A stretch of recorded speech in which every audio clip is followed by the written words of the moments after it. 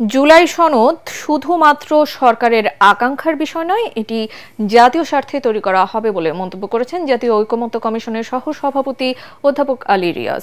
সকালে জাতীয় সংসদ ভবনের এলডি হলে বাংলাদেশের বিপ্লবী ওয়ার্কার্স পার্টির সাথে বৈঠকের সূচনা বক্তব্যে তিনি আরও বলেন, রাজনৈতিক দল ও অংশীজনদের ঐকমত্যের উপর নির্ভর করবে সংস্কারে আমরা কতটা সফল হয়েছি। এ সময় বাংলাদেশের বিপ্লবী ওয়ার্কার্স পার্টির সাধারণ সম্পাদক সাইফুল হক ন্যূনতম ঐক্যের ভিত্তিতে সংস্কার শেষ করার আহ্বান জানান।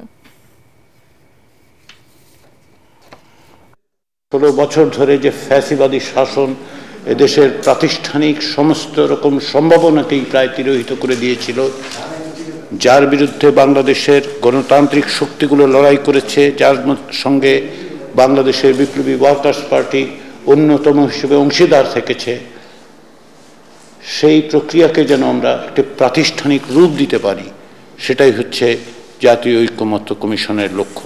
আমরা দেশে একটা গণতান্ত্রিক অভিযাত্রা শুরু করব। মানুষের ভোটের অধিকার, গণতান্ত্রিক অধিকার নিশ্চিত করব। 16 বছর ধরে মানুষ যে নির্বাচনের জন্য অপেক্ষা করছে, এবারকার আমরা সংস্কার এবং নির্বাচন আমরা সেটাকে বলতে পারেন প্রায় একসাথে এটাকে বিবেচনা করে বাংলাদেশ সামনের দিকে এগিয়ে যাবে।